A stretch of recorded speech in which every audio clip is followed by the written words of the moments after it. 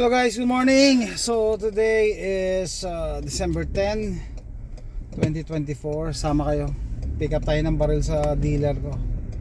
So, dealer eh. Anong dealer yan? FFL dealer or gun dealer.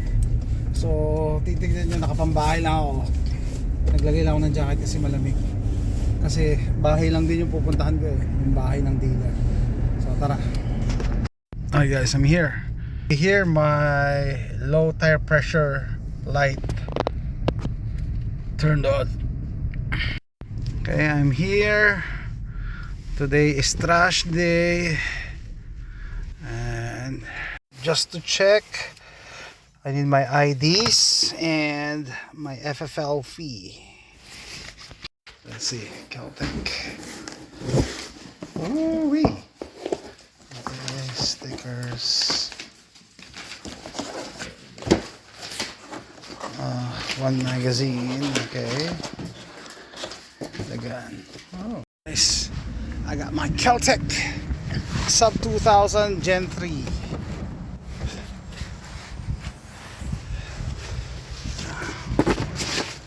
Let me go back.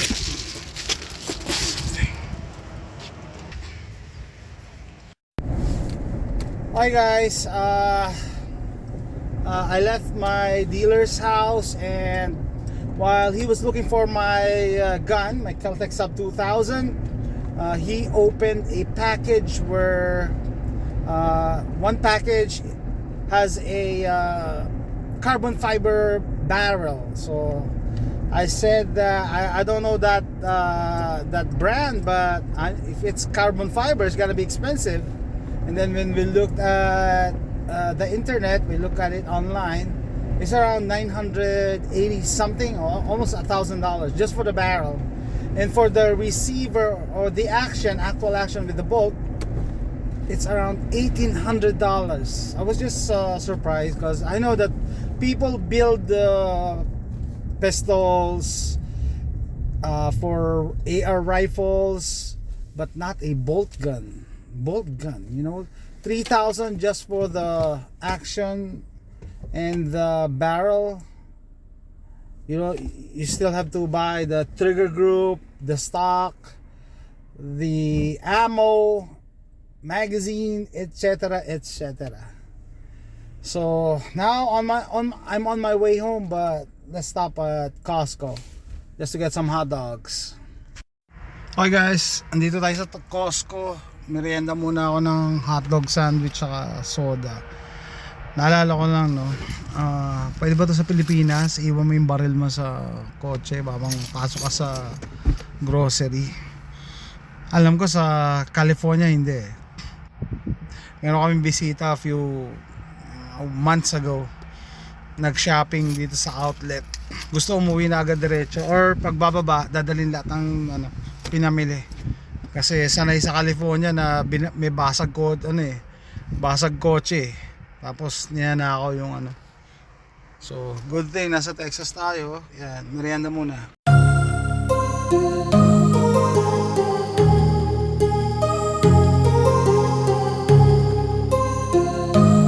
Hi guys, I'm in the food court. Okay guys, dito na ako sa food court. Nakakita ako ng range bags. Pinag-iisipan ko pa ang bibilin ko. And gagawin ko ng separate video yun. Kain muna tayo ng hotdog sandwich and drink. Unlimited, may refill to $1.50 lang. $1.50. Okay, time to go home. Let's go this way.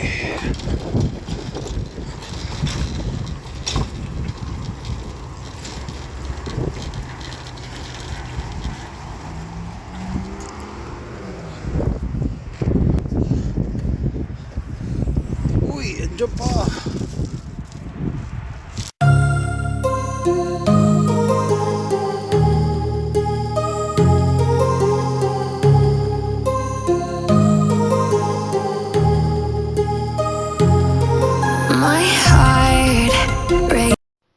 Hello guys, so nandito na tayo sa bahay, no? Initial impression review ng Caltech Sub 2000. Sabi ko, ito na siguro pinakamurang PCC sa market, pero hindi pala meron. Yung High Point, mas mura pa rin. Pero feature-wise, no? Siyempre, magkaiba sila, no?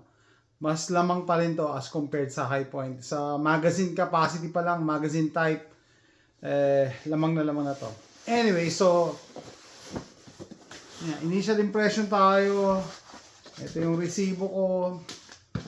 Ito yung manual, no? Maganda to. Maganda, may booklet. At saka colored. Tapos maganda yung mga drawings. Sabihin nyo siguro, bakit mo? Importante ba yan? Yeah, importante yan. Lalo na kung magtatagal sa yung baril. Mas maganda, yan, kompleto yung manual niya, no? Hindi mo alam, sa future, baka dispatcha mo siya. Diba? Tapos, ang Kel-Tec palagi may libreng sticker. Sticker to eh. Tapos, ito, sticker din. Nung nagpunta pala dito si Charles, naalala ko, binigay ko sa kanya yung mga ibang stickers ko. Resibo. Okay. So, maganda dito sa Kel-Tec Sub 2000, napakita ko na, it came with one magazine. Tapos, sa follower pa lang, sabi ko, hindi yan Glock. PMAG.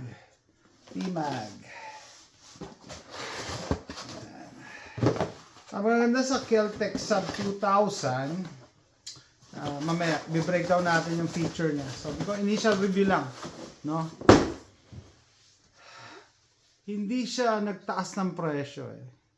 No? Actually, hindi natin pwede pag-usapan yung presyo. Parang kapresyo niya pa rin yung Gen 2. So, backstory, nung bagong dating ako dito, na-encounter ko yung Kel-Tec Sub 2000 Gen 1. Sabi ko na, syempre nakaka-impress, no? Na-fold, nababali. Kaso parang ang pangit niya, kaya hindi ako bumili. Parang ang pangit ang itsura ng Gen 1. Tapos, Gen 2, lumabas yung Gen 2, ang mahal. Tapos, last year, bilang nag-sale sila, kaya clearance, may rebate. So, bumili ako. Kasi maglalabas pala sila ng Gen 3. So, separate video yun, guys. Ko-compare ko yung Gen 2 at saka Gen 3. So, kung hindi kayo nakabili ng Gen 2, sa tingin nyo, i-advise ko ba na bumili kayo ng Gen 3? Yes. Kasi yung Gen 3, upgraded na siya ng Gen 2. Okay? Tingnan natin yung mga ibang features niya. Unang-una, ang problema dun sa Gen 1 and Gen 2, hindi mo siya ma-fold ng may optics kasi tatama. No? By the way, yung bagong Kel-Tec Sub 2000 Gen 3, kailangan i-press mo dito para ma-release siya and mabali mo. And pag-release mo, ito-twist mo siya. Yan. So, kung may optic ka dito, para mabali mo siya, itong trigger guard naman, ipupush down mo. Nahirapan ako sa kaliwa eh. Yan. So, imagine nyo, may optic ka dito. Tatama yan, di ba? Pagka ginanon mo, pag binali mo. So, ganyan yung Gen 2. Babali mo ganyan. So, hindi pwede. Yun ang reklamo ng mga Kel-Tec Sub 2000 Gen 2 owners. Hindi namin malagyan ng optics. So, ngayon Gen 3, pwede mo siyang i-twist. So, yung optic mo, nandito na sa side. Yan. Okay? So, yun nga. Optic ready na siya. Tapos, ang napansin ko, nag-iba sila ng locking system. Kailangan mo i-push dito. So, parehas pa rin yung stock niya. May 3 slot. So, ito yung pinakadulo.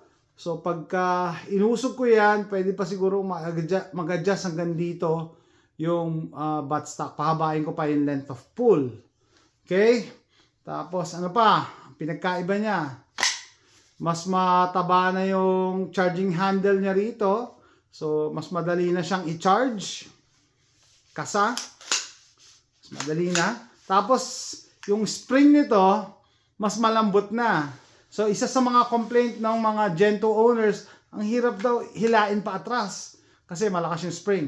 So, ginawa nila sa Gen 3, sige, luwagan natin yung spring. Madali na. Maski babae, kaya. Ang problema, sabi nung maski yung mga nag-test na din, no, mas malakas ang recoil nito kasi pinalambot nila yung spring. Syempre, hindi pwedeng lahat ng gusto mo makukuha mo. So pinalambot nila yung pagkasa, mas lumakas naman yung recoil.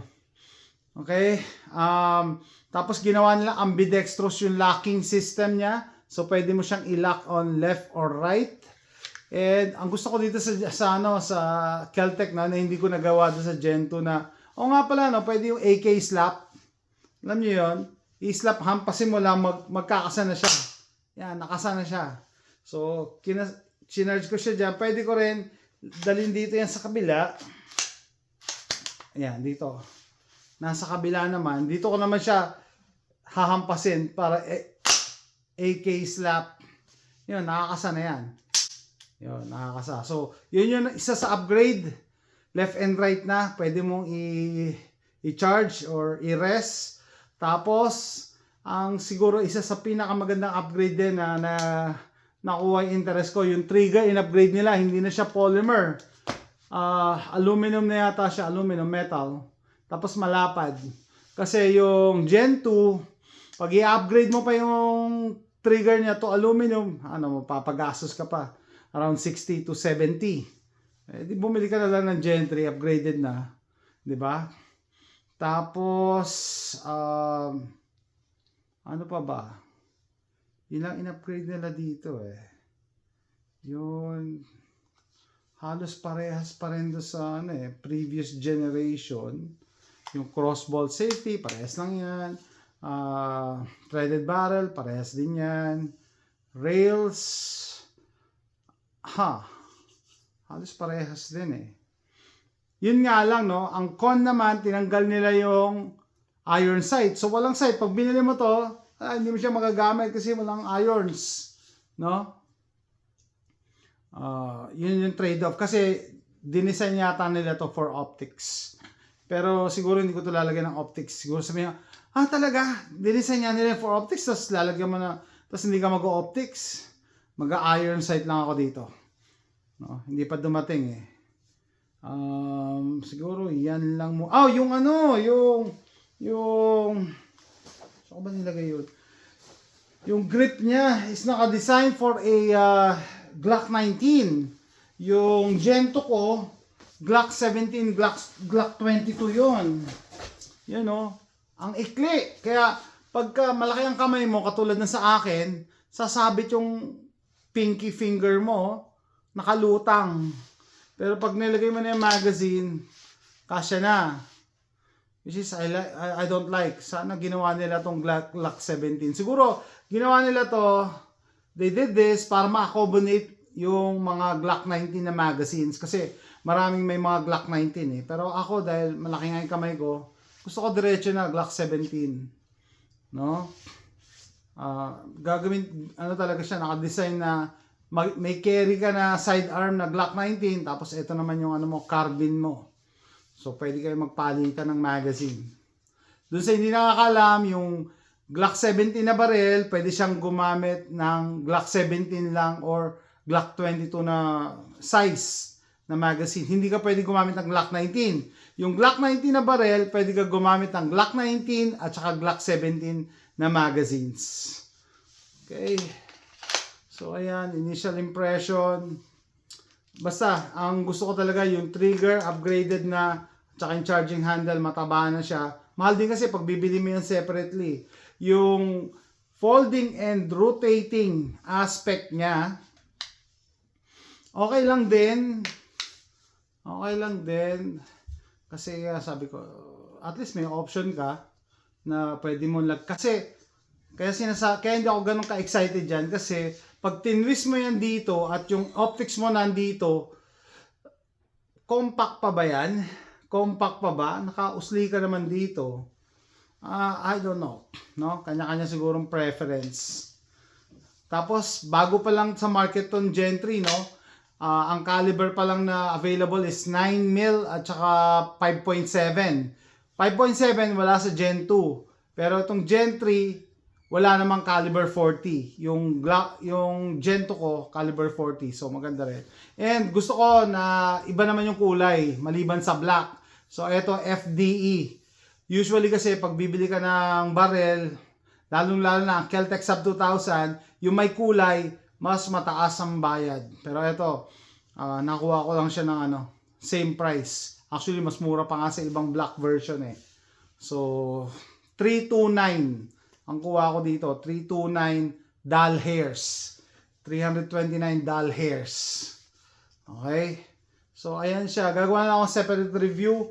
Comparison Gen 2 versus Gen 3. Yun, parehas meron ako. And yung pwede ko ikabit dito, gagawin ko na lang din. And yan po guys, no?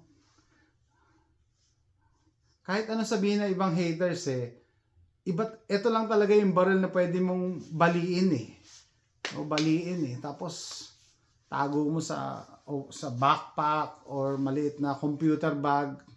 Maliit, tas magaan siya. Naalala ko kasi sinabi dati ng pasyente ko sa dialysis, no? Sabi niya, anong kinikerry mo? Sabi ko, Ruger LCP 380. Yeah, paano pag may shooting, may mass shooting, makaka-match ka ba? Hindi nga naman. Pero at least, kahit 9mm to, kung carbine, makaka-match ka kasi, mas stable, may optics, mas longer ang magazine na pwede mo ikarga. Anyway, so, eto siya. No? Kel-Tec Sub 2000 Gen 3. O baka tatanungin nyo kung puputok yan ng ganyan. Hindi, hindi yan puputok. Hindi rin yan puputok. Naisip yan ng Kel-Tec. No? Hindi mo ma-actuate yung trigger. Kahit ma-actuate mo yung trigger, hindi naman yung bala mo nandito sa hindi nag-engage. Pero I'm impressed sa technology na ginamit nila para magawa to. Gumamit sila ng AutoCAD sa computer design.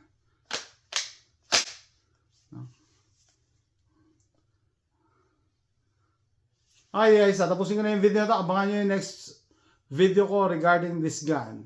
Thanks for watching. Bye!